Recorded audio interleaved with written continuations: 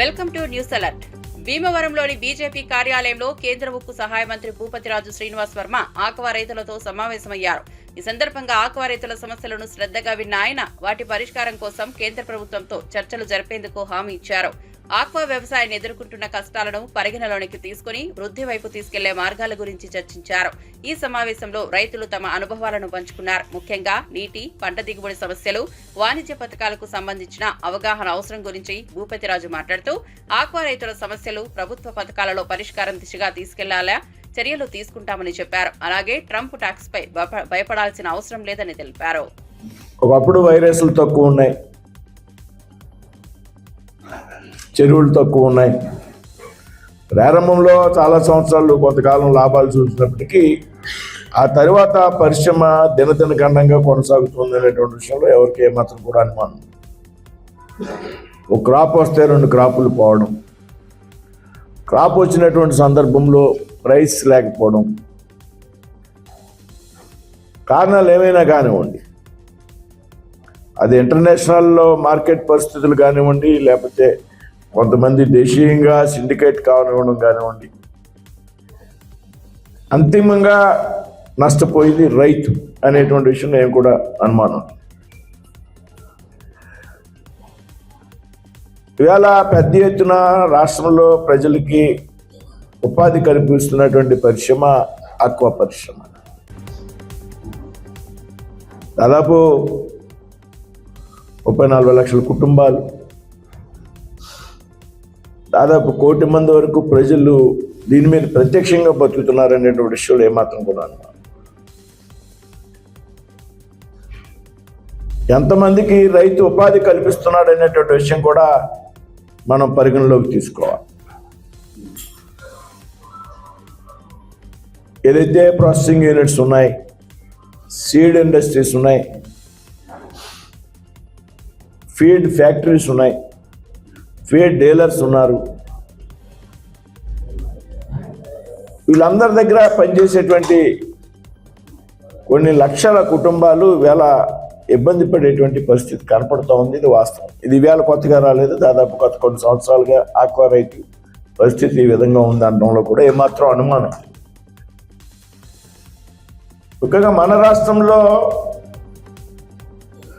Aqua పరిశ్రమకి ఎక్కడన్నా నష్టాలు వచ్చినాయంటే ఓవరాల్గా అన్ని పరిశ్రమలు కూడా దెబ్బతినేటువంటి పరిస్థితి కూడా మన రాష్ట్రంలో.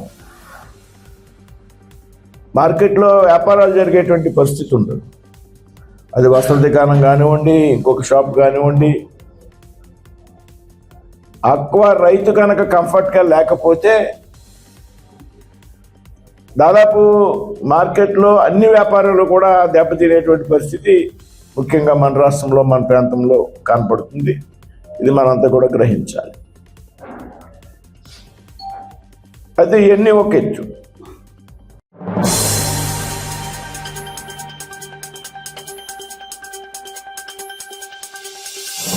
పులివెందులలో ఎన్నికల ప్రచారం వేడి మీద ఉంది. వైసీపీపై దాడులు, దౌర్జన్యాలు జరిగితే అది వైసీపీ పార్టీ డిఎన్ఏలోనే ఉందని విమర్శలు వస్తున్నాయి. పులివెందులలో తొలిసారి 11 నామినేషన్లు వచ్చాయంటే కూటమి ప్రభుత్వం ఎంత పారదర్శకంగా ఉందో అర్థమవుతోంది. ఈ సంఖ్యను చూస్తే ఇప్పటి వరకు వైసీపీ పార్టీ ఓటమి కొరకు వెన్నుపోటు పోరాటంలో నిమగ్నం అయిపోయినట్టు తెలుస్తోంది. దాంతో ఈవీఎంలపై ఆరోపణలు ఉత్పన్నమయ్యాయి.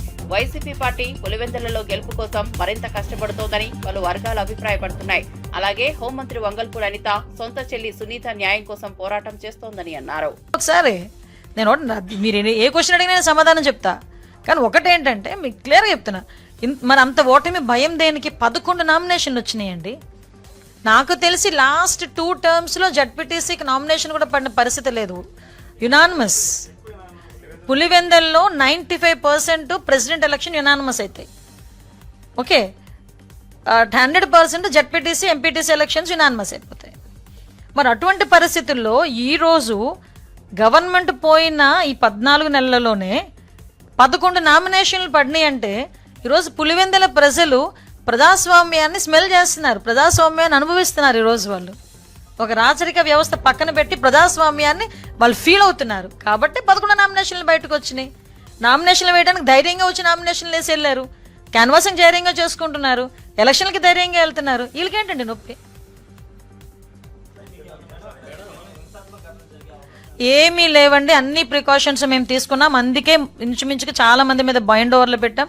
బైండ్ ఓవర్లు పెట్టిన వాళ్ళ గురించి కూడా గౌరవ పులివెందుల ఎమ్మెల్యే గారు ఒక మాట అన్నారు, ఏ రోజు కూడా పోలీస్ స్టేషన్ మొహం చూడని వాళ్ళని కూడా బైండ్ ఓవర్ పెట్టారన్నారు. అటువంటిది ఏమీ లేదు.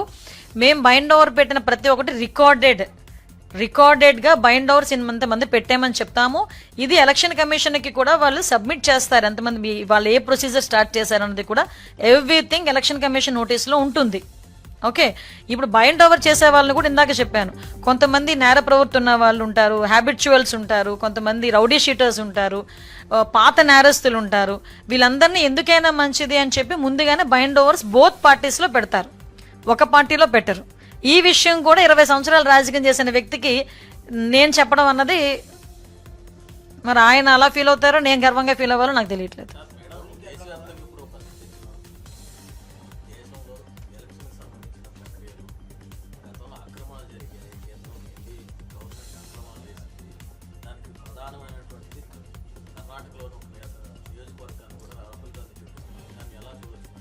సార్, ఇప్పుడు ఆ ఓటమి అయిన తర్వాత, ఓటమి జరిగిన తర్వాత రకరకాలైన కారణాలు ఎత్తుక్కుంటారండి. నేనేమంటానంటే ఓటమికి గల కారణం మన సెల్ఫ్ అనాలిసిస్ మనం చేసుకోవాలి.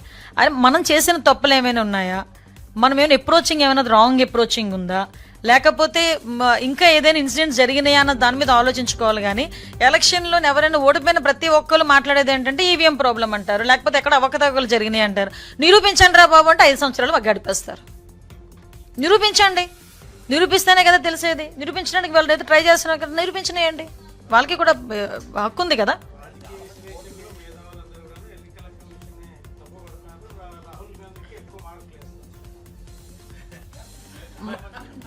సార్, దయచేసి అవగాహన నుండి మాట్లాడుతున్నారా, ప్రజలను మభ్యపెట్టడానికి మాట్లాడుతున్నారా? నేనైతే ప్రజలను మభ్యపెట్టడానికి మాట్లాడుతున్నారని చెప్తా. ఇప్పుడు ఎలక్షన్ కమిషన్ ఈ స్లిప్స్ పంచుతారు, మన డిపార్ట్మెంట్ తరపున స్లిప్స్ అందరికీ కూడా పంచుతాం. వీళ్ళు ఏమంటున్నారు, ఎవరైతే ఓటర్స్ ఉన్నారో వాళ్ళు బెంబేలు పడిపోతున్నారు. దేనికి? ఓటర్ లిస్టులో ఏదైతే ఓటర్ స్లిప్ ఉంటామో ఆ స్లిప్లో వాళ్ళు ఏ బూత్లో చేస్తారో, వే ఏంటి, ఎవ్రీథింగ్, ఎన్ని కిలోమీటర్లు అన్నీ కూడా ఓటర్ స్లిప్లో డెఫినెట్గా ఉంటాయి. సో ఓటర్ స్లిప్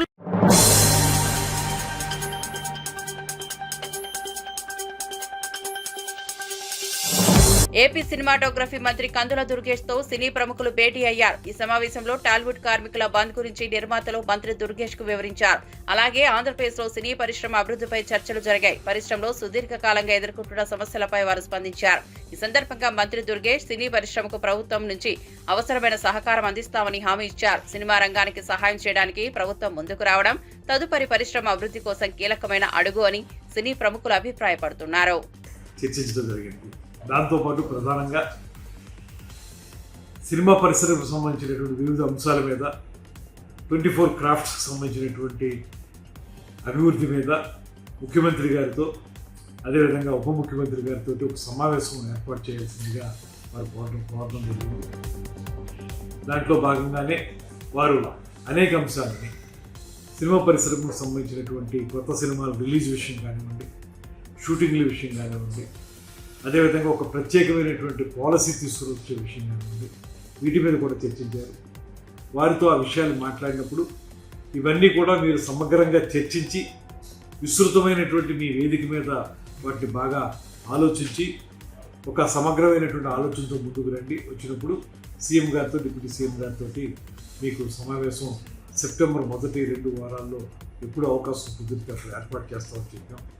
ఆ సమావేశంలో వారు వచ్చి వారితో మాట్లాడి ఆంధ్రప్రదేశ్ రాష్ట్ర ప్రభుత్వం ఏ రకమైన సహకారం వారు ఆశిస్తున్నారో, దాంతోపాటు రాష్ట్రంలో ఏ రకమైన అభివృద్ధి జరగాలని వారు కోరుకుంటున్నారో, షూటింగ్లు అయితే ఇప్పుడు బాగా జరుగుతూ ఉన్నాయి, వాటితో పాటు మౌలిక సదుపాయాల కల్పన, స్టూడియోల నిర్మాణం కానివ్వండి, డబ్బింగ్ థియేటర్లు, రికార్డింగ్ థియేటర్లు, రికార్డింగ్ థియేటర్ల నిర్మాణం కానివ్వండి, వీటికి సంబంధించి వారు ఉన్నటువంటి ఆలోచనల్ని రాష్ట్ర ప్రభుత్వంతో, ముఖ్యంగా ముఖ్యమంత్రి గారితో, ఉప ముఖ్యమంత్రి గారితో చర్చించడానికి ఒక ప్రాతిపదికగా మొట్టమొదటి మెట్టుగా వారు నన్ను కలవడం జరిగింది. దీని మీద త్వరలోనే ఒక సమావేశం ఏర్పాటు చేసి విస్తృతంగా ఆలోచించి ఒక నిర్ణయాన్ని జరుగుతుంది. అదేవిధంగా నంది అవార్డులకు సంబంధించి కూడా ఇప్పటికే ముఖ్యమంత్రి గారు నంది అవార్డుల విషయంలో కానీ, నంది నాటకోత్సవాల విషయంలో కానీ ఒక స్పష్టమైనటువంటి వైఖరి తీసుకున్నారు. అదేవిధంగా నంది అవార్డుల విషయంలో ఉప ముఖ్యమంత్రి గారు కూడా చాలా సూచనలు చేశారు. వీటిని దృష్టిలో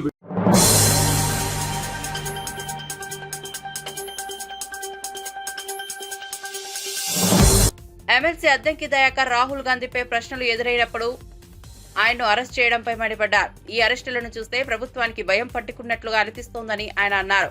రాహుల్ గాంధీ ప్రశ్నలకు సమాధానం చెప్పలేకపోవడం ప్రభుత్వ కుట్రతో కూడుకున్నదా అనే ప్రశ్నను ఆయన చర్చలో ప్రస్తావించారు. సమాధానం దొరకకుండా కుట్ర చేసి ప్రజల మనోభావాలను దెబ్బతీసే ప్రయత్నం జరుగుతోందని ఆయన అన్నారు. అలాగే ఓటు దొంగలకు బీజేపీ అవకాశం ఇస్తుంటే ఈసీ దానికి మద్దతు ఇస్తోందంటూ ఎన్నికల కమిషన్ పై విమర్శలు చేశారు.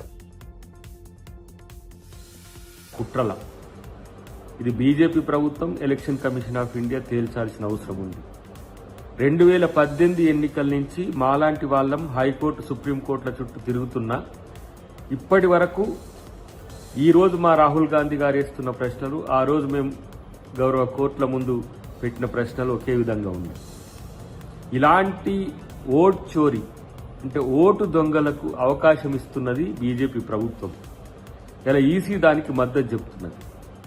ఇలాంటి విషయాల్లో ప్రజాస్వామ్యాన్ని పరిరక్షించాలంటే ఓటును పరిరక్షించాలి. బాబాసాహెబ్ అంబేద్కర్ చెప్పినట్టుగా ఈ ఓటే ప్రజాస్వామ్యాన్ని బతికిస్తున్నది. ఓటరు యొక్క గొంతు నొక్కితే ప్రజాస్వామ్యాన్ని గొంతు నొక్కొచ్చు, నియంతృత్వాన్ని తీసుకురావచ్చని బీజేపీ అనుకుంటే అది పొరపాటే. ఇలాంటి అరెస్ట్లో, ఇలాంటి జైలు భరోలో ఇలాంటి ఏవి కూడా కాంగ్రెస్ పార్టీకి ఇవేం కొత్త కాదు. కాబట్టి న్యాయం కోరుతున్న రాహుల్ గాంధీ గారి యొక్క ప్రశ్నలకు సమాధానం చెప్పాలనేది మేము డిమాండ్ చేస్తున్నాం.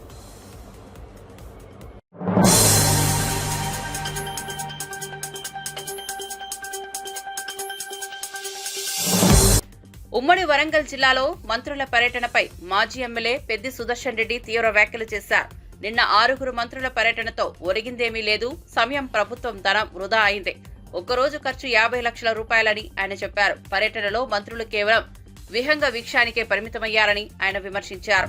అంతేకాక 20 నెలల కాంగ్రెస్ పాలనలో దేవాదుల కింద చెంచాడు మట్టి కూడా తీయలేదని ఆయన మండిపడ్డారు. బయటి వంటలకు పోతారు ఒకరోజు. నిన్నటి వీళ్ళ పర్యటన కూడా వంటలో పోయినట్టే ఉన్నది తప్ప వాళ్ళు వచ్చి చేసిందేందో, వరంగల్ జిల్లాకు ఒరిగిందేందో, నేను ఏ సమీక్ష చేసిందో సమీక్షలో కూర్చున్నటువంటి అధికారులే ముక్కు మీద వేలేసుకుంటున్నారు. ఇన్ని కిలోమీటర్ల జర్నీ చేసి ప్రత్యేకంగా హెలికాప్టర్ల ద్వారా విహంగ వీక్షణం చేసి కిందికి ల్యాండ్ అయిన తర్వాత కడుపు నిండా భోజనం చేసి గంట సేపు ముచ్చట్లు పెట్టి ఫోటోలు దిగి తిరిగి వెళ్తానప్పుడు గెస్ట్ హౌస్లో కొంతమంది మంత్రులు అలవాటు ఉన్నటువంటి వాళ్ళు సహజంగా తీసుకోవాల్సింది తీసుకొని మళ్ళీ తిరుగు ప్రయాణమే తప్ప నిన్నటి పర్యటన అనేటువంటిది దేనికి పనికి రాలేదు. గతంలో కూడా ఆగస్టు 30న గత సంవత్సరము ఇదే ఉత్తమ్ కుమార్ రెడ్డి గారు, పొంగులేటి శ్రీనివాసరెడ్డి గారి ఒక బృందం ఇదే సమ్మక్క సారక్క బ్యారేజీని సందర్శించడం, దేవాదుల ప్రాజెక్టును చూడడానికి మొట్టమొదటిసారి వచ్చినప్పుడు ఆనాడు మాట్లాడినటువంటి ఏ ఒక్క మాట నిజం కాలేదు. ఈ రాష్ట్రంలో 6 అత్యంత ప్రాధాన్యత గల ప్రాజెక్టులను మేము పెట్టుకున్నాం. అవి పూర్తి చేసి 6 లక్షల పైచిలకు ఎకరాలకు నీళ్ళు ఇస్తామని చెప్పినటువంటి కాంగ్రెస్ ప్రభుత్వము, ఈ మంత్రులు దద్దమ్మ లెక్క సమయాన్ని వృధా చేసింది తప్ప 1 ఎకరాకు కూడా రేవంత్ రెడ్డి ప్రభుత్వం వచ్చిన తర్వాత ఈ రాష్ట్రంలో 1 ఎకరాకు రైతుకి సాగు నీళ్లు అదనంగా ఇవ్వలేదు. ఇవ్వకపోగా గతంలో వానాకాలం పంటకు షెడ్యూల్ ఉండేది కేసీఆర్ గారి ప్రభుత్వంలో.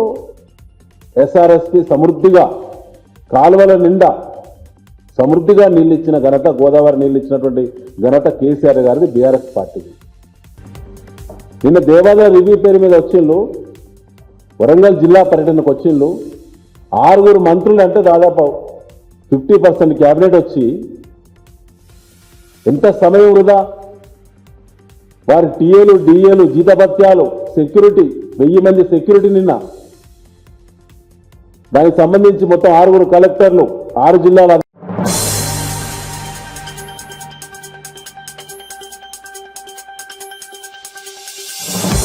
రాహుల్ గాంధీ సహా విపక్ష ఎంపీల అరెస్టుకు మంత్రి సీతక్క ఖండించారు. ఓటు హక్కును కాలరాయుతని మాట్లాడితే అరెస్టులు చేస్తారా అని మండిపడిన సీతక్క ఈ నిర్ణయాన్ని తీవ్రంగా తప్పుపట్టారు. బీజేపీ వారి ప్రచారంలో కుల మతాలను ప్రస్తావించి దేవుడి పేరు చెప్పి ఓట్లు అడుగుతోందని విమర్శలు చేయడంపై సీతక్క ఆగ్రహం వ్యక్తం చేశారు.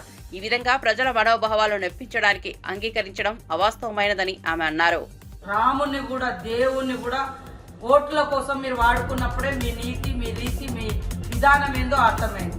ఒక ప్రజాస్వామిక వ్యవస్థలో ప్రతి ప్రభుత్వం, ప్రతి పాలకుడు 5 సంవత్సరాలలో మేము ఏం చేస్తాం, ఏం చేసినాం అని చెప్పుకొని ఓట్లు అడుగుతాం. కానీ బీజేపీ కులాల పేరు మీద, మతాల పేరు మీద లేదా దేవుళ్ళ పేరు మీద ఓట్లు అడుగుతున్నారు. ఎందుకంటే వాళ్ళు చేసింది ఏమి లేదు.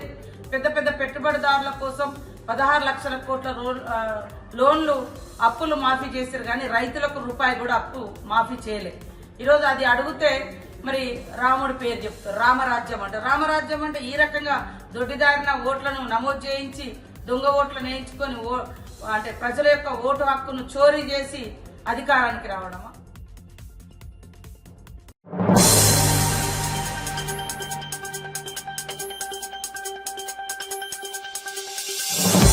ప్రభుత్వ విప్ ఆది శ్రీనివాస్ రాహుల్ గాంధీ కుటుంబం యొక్క దేశం కోసం ప్రాణత్యాగం చేసిన చరిత్రను ప్రశంసించారు. దేశమంతా యుద్ధం చేయండి, మీ వెంట మేము ఉంటామంటే చేతులెత్తేసిన చరిత్ర మోదీదేనే ఆయన అన్నారు. ట్రంప్ చెప్పాడని యుద్ధం ఆపేసి దేశ ఆత్మగౌరవాన్ని దెబ్బతీశారంటూ ఆయన మోదీ ప్రభుత్వంపై విమర్శలు చేశారు. మీ బీజేపీ ప్రభుత్వంలో దేశమంతా, దేశ ప్రజలందరూ కూడా యుద్ధం చేయండి, మీ వెంట మేము ఉంటామని చెప్తే ట్రంప్ చెప్పిండని చెప్పి యుద్ధం మధ్యలో ఆపేసినటువంటి మీరా ఈరోజు మాకు చెప్పేది.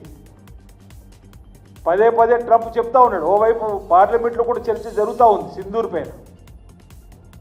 పార్లమెంట్లో చర్చ జరుగుతున్నప్పుడు అమెరికాలో ట్రంప్ అవును నేనే మధ్యవర్తిత్వం వహించా, యుద్ధం ఆపాయని చెప్పండి. మన దేశ సార్వభౌమత్వం ఎటువైందని అడుగుతా ఉన్నా. మన దేశ ప్రజల ఆత్మగౌరవాన్ని ఈరోజు నరేంద్ర మోడీ గారు ట్రంప్ దగ్గర తాకట్టు పెట్టే విధంగా ఉన్నటువంటి సందర్భాన్ని ఎకనామికల్ బ్యాక్వర్డ్ క్లాస్ రిజర్వేషన్ అని చెప్పి తీసుకొచ్చిన రోజు క్యాప్ ఎగిరిపోయిన తర్వాత ఇప్పుడు మరో 10-12% పెరిగితే మా బీసీలకు మీకేంటి కడుపు నొప్పి అని అడుగుతా ఉన్నా. పక్కన తమిళనాడులో ఆల్రెడీ రిజర్వేషన్ సందర్భం అంటే బీహార్కు ఒక న్యాయం, తెలంగాణకు ఒక న్యాయ విధంగా ఉండే విధంగా మీరు చేసేటువంటి కార్యక్రమాలు మా బీసీ బిడ్డలు గమనిస్తలేరని అడుగుతా ఉన్నా. ఈరోజు భారతీయ జనతా పార్టీ ఈరోజు ప్రజలకు సమానం చెప్పాలి. తెలంగాణ రాష్ట్ర స్థానములు చర్చ జరిగినప్పుడు సై అని, ఢిల్లీకి పోయిన తర్వాత నై అని ఎందుకు అంటున్నారు అనే మాటని ఈరోజు మా బీసీ సంఘాలకు కానీ, మా బీసీ బిడ్డలు కానీ, మా బీసీ కుటుంబాలకు భారతీయ జనతా పార్టీ రామచంద్ర గారు సమానం చెప్పాల్సిన అవసరం ఉంది. ఎందుకు మీరు యూటర్న్ తీసుకున్నారనేది కూడా కావాలి. ఈరోజు ముస్లింల పేరెంట్ రిజర్వేషన్ ఇస్తున్నారు. ఇక్కడ 42% బల్క్ రిజర్వేషన్, బీసీలకు రిజర్వేషన్ 42%. ఈరోజు కులగణన జరిగింది తెలంగాణ రాష్ట్రంలో, మతగణన జరగలేదు.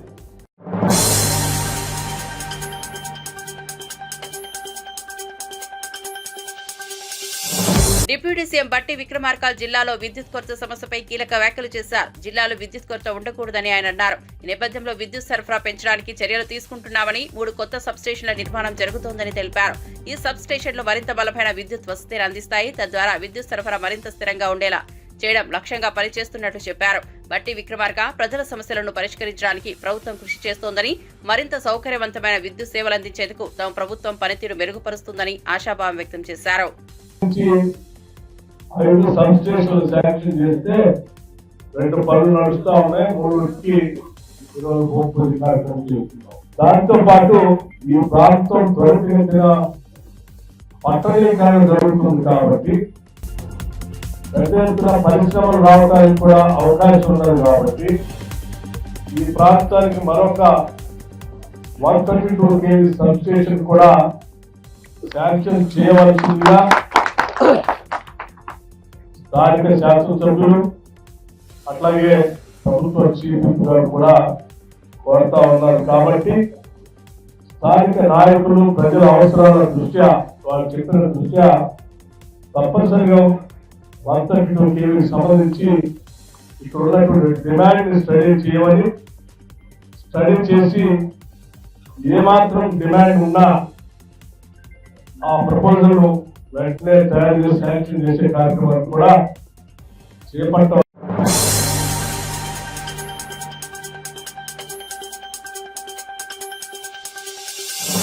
తెలంగాణ యువత కోసం కాంగ్రెస్ ప్రభుత్వం ఇంటర్నేషనల్ స్కిల్ సెంటర్లను సిద్ధం చేయడానికి నిర్ణయం తీసుకుంది. ఈ స్కిల్ సెంటర్లు యువతకు వివిధ రంగాలలో అత్యాధునిక శిక్షణను అందిస్తాయి. తద్వారా వారిని ప్రపంచ స్థాయి నైపుణ్యాలతో సమృద్ధి చేస్తాయి. రోడ్లు, భవనాలు, సినిమాటోగ్రఫీ శాఖ మంత్రి కోమటిరెడ్డి వెంకటరెడ్డి ఈ విషయాన్ని వెల్లడించారు. ఆయన మాట్లాడుతూ ఈ ప్రాజెక్టు ద్వారా యువతకు ఉన్నత నైపుణ్యాలు అందించి వారి భవిష్యత్తు నిర్మాణంలో కీలక అడుగులు వేయడమే లక్ష్యంగా ఉంటామని చెప్పారు. సిఎస్ఆర్ ఫండ్, మైక్రోసాఫ్ట్, టీసీఎస్ ద్వారా దాదాపు 65 సెంటర్లు, ఒక్కొక్క centre example my centre, my constituency Nalgonda 86 crores ఇవాళ ఆ సెంటర్ ఏర్పాటు చేపించి త్వరలో ఇనాగ్రేషన్ చేసుకుంటున్నాం. ఎందుకంటే ఇంజనీరింగ్ పాస్ అవుట్ అయిన తర్వాత జాబ్ రావాలని మా దగ్గరికి ఎన్నో వేల మంది వస్తుంటారు.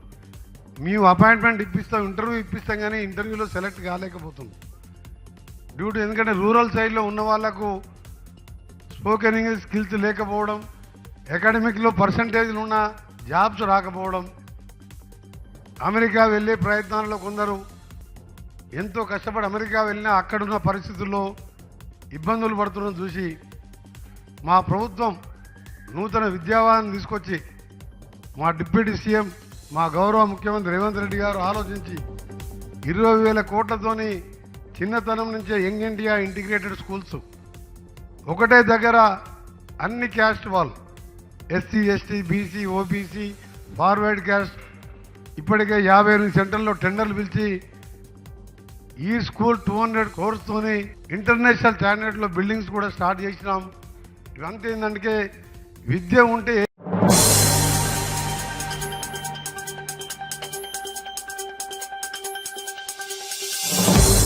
టీపీసీసీ అధికార ప్రతినిధి శ్రీ సత్యం శ్రీరంగం బీజేపీ పాలనపై తీవ్ర వ్యాఖ్యలు చేశారు. బీజేపీ పాలనలో స్వేచ్ఛగా ఓటు హక్కు వినియోగించుకునే పరిస్థితి లేదు అని ఆయన అన్నారు.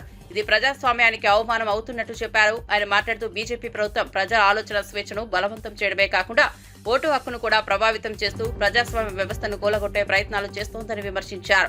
వైఎస్ఆర్సీపీ అధికార ప్రతినిధి పుత్తా శివశంకర్ రెడ్డి ఉచిత బస్సు సేవలపై తీవ్ర విమర్శలు చేశారు. ఎన్ని పుణ్యక్షేత్రాలైనా అక్కా చెల్లెమ్మలు ఉచితంగా తిరగండని నారా చంద్రబాబు నాయుడు చెప్పారు.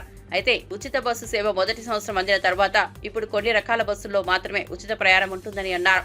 ఈ మార్పును ప్రశ్నిస్తే టీడీపీ నేతలు ఎదురు దాడి చేస్తున్నారని ఆయన పేర్కొన్నారు. అందరూ చూశారు, గమనించారు. పూర్తి ఆధారాలతో ఈ దేశ ప్రజల దృష్టికి ఎలక్షన్ కమిషన్ చేస్తున్న నిర్లక్ష్య ధోరణి, ఎలక్షన్ కమిషన్ చేస్తున్న ఒంటెత్తు పోగడలు దేశ ప్రజల దృష్టికి తీసుకురావడం జరిగింది. ఈ ఓట్ స్టోరీకి దేశ ప్రజలందరూ మద్దతు కావాలి. ప్రజాస్వామ్య పునాదుల మీద నిర్మించబడ్డ ఈ భారతదేశం, ప్రపంచంలోని అతిపెద్ద ప్రజాస్వామ్య వ్యవస్థ సమర్థవంతంగా నిర్వహిస్తున్న ఈ భారతదేశంలో ఎన్నికల కమిషన్ పాత్ర చాలా ముఖ్యమైనది. అలాంటి ఎన్నికల కమిషన్ వారు మాట్లాడుతున్న విధానం, రాహుల్ గాంధీ గారు కర్ణాటకలో, బీహార్లో, మహారాష్ట్రలో అనేక రాష్ట్రాల్లో ఈ విధంగా జరుగుతుందని అనేక ఆరోపణలు చేసినప్పుడు ఎన్నికల కమిషన్ ఏం చెప్పాలండి? అసలు మామూలుగా అడుగుతున్నాం, ఒక సామాన్య మానవుడిలాగా, సామాన్య ప్రజగా, ఒక భారతీయ పౌరులాగా అడుగుతున్నాం. ఎన్నికల కమిషన్ ఏమి సమాధానం చెప్పాలి? మీరు చెప్పింది విచారిస్తాము, దాని మీద సమగ్ర నివేదిక తెచ్చుకుంటాము, లోపాలను సరిదిద్దుకుంటాము అని చెప్తారా? నువ్వు ప్రమాణ పత్రం దాఖలు చేయి, నీ తప్పైతే జాతికి క్షమాపణ చెప్పు. అసలేమో తెలివి ఉండి మాట్లాడుతున్నారా? ఈ దేశంలో ఎన్నికల కమిషన్ అనేది స్వయం ప్రతిపత్తి గల సంస్థ. రాజ్యాంగంలో ఆర్టికల్ 324 ప్రకారం మీకు విశిష్టాధికారాలు ఇచ్చింది.